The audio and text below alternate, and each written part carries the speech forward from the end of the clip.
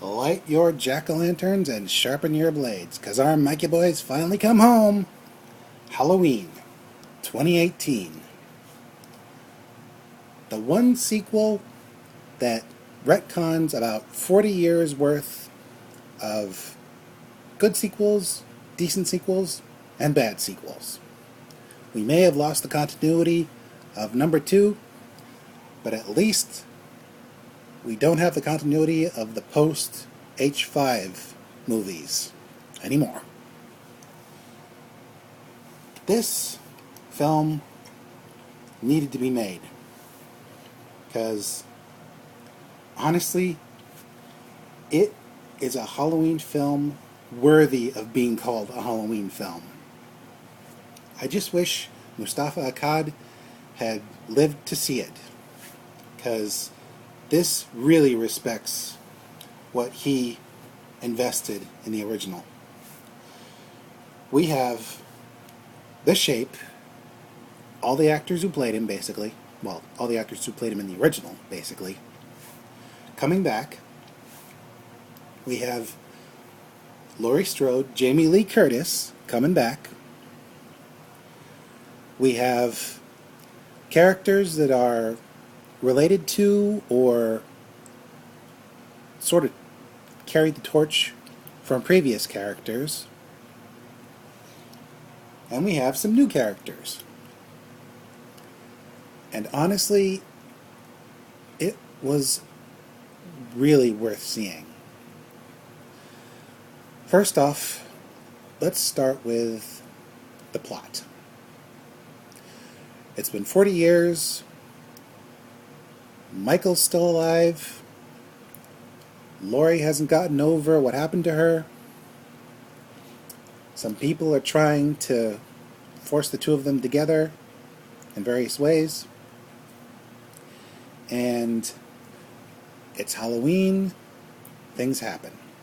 I can't get into too much without spoiling it, because while some of it was predictable, I got some real shocks.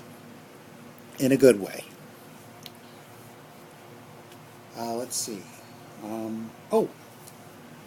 Also, the atmosphere, despite pretty much knowing what was going to happen in certain places, was still really, really good. They were able to cause dread and trepidation without too many jump scares. There was one or two, but basically they were for comedy relief. And honestly, they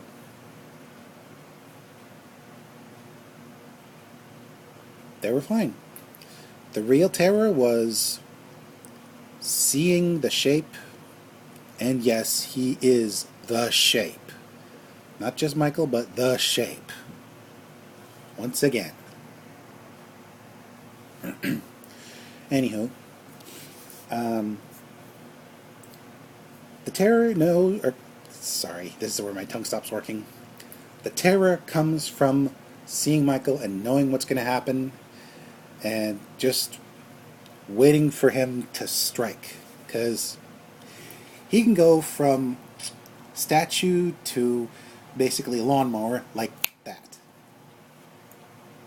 And can you guess who the grass is? Hint, hint. It's not actual grass. As for the characters, pitch perfect.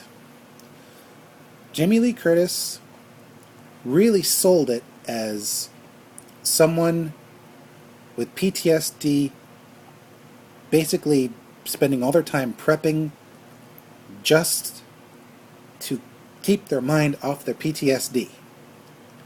There was one scene where it kind of hurt to watch. I mean, you talk about people with PTSD, you see them, but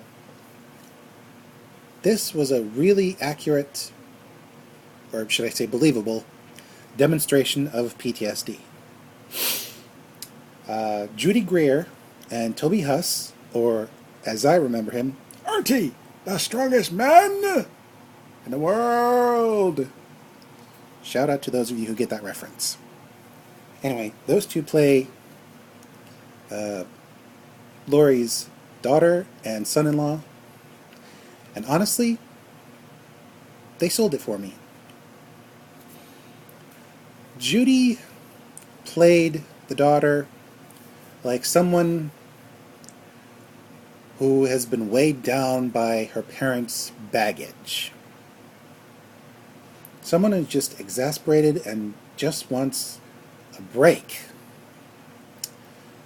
Toby, well, he was more comic relief, and I don't want to get too much into it without spoiling it, but let's just say he played his part. Although I would have liked to have seen sort of a demonstration of strength between him and Myers to sort of nod to his old character, but we get what we get. Then there's Andy Midicek, I think her name is. She got a funny last name, like mine. Bottom line, she plays Laurie's granddaughter, and she's a typical modern teenager.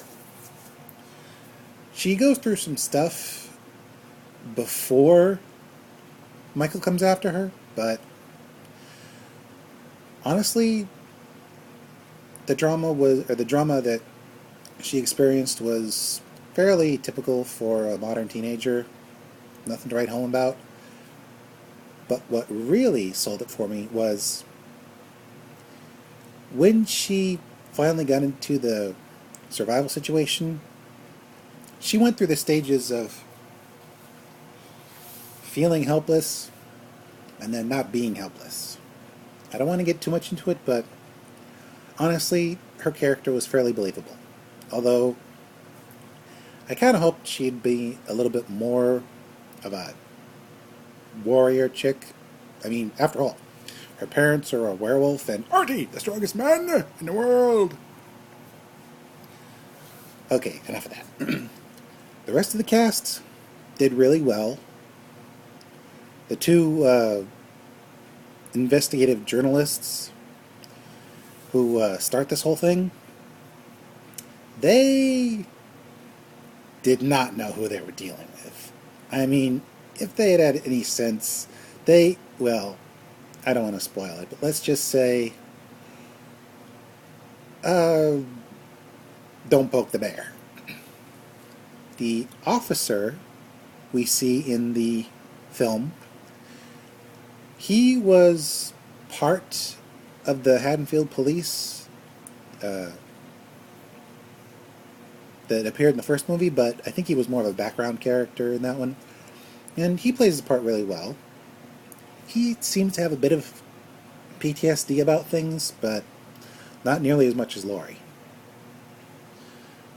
The rest of the cast added their own personal flavor and texture to this pumpkin pie of a film and made it all the sweeter.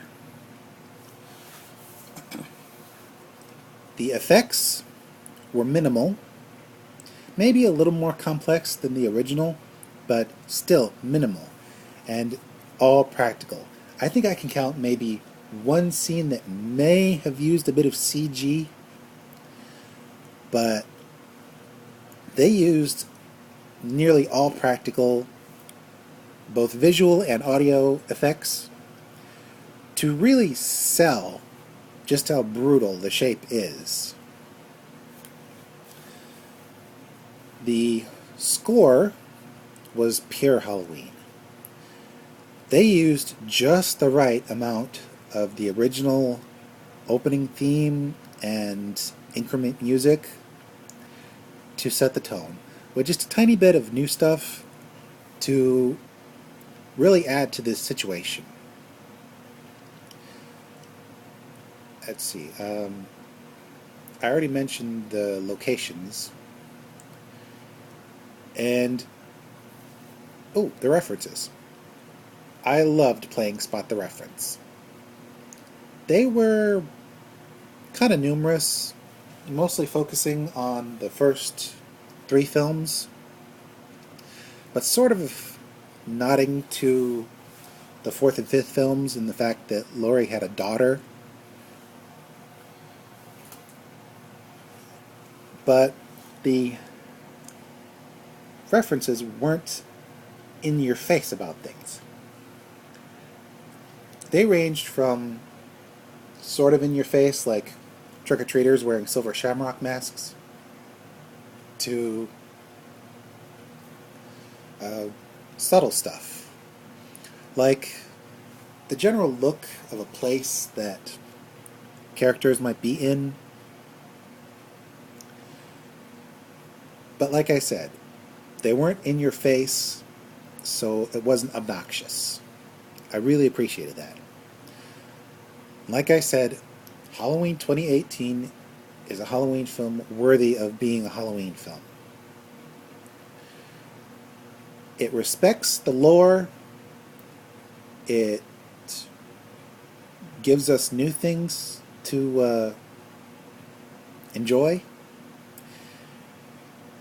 And it has all the classic imagery without being obnoxious about it. This one's definitely worthy to take up the mantle of the Halloween franchise. And since Michael is obviously not dead, he's never going to die, no matter what. I'm not going to spoil it, but trust me, he's never going to die. I hope we have more sequels based on this one. This is Mr. J signing out and wishing everyone at home a happy Halloween. And remember, never poke a psycho. Well, you know what I mean.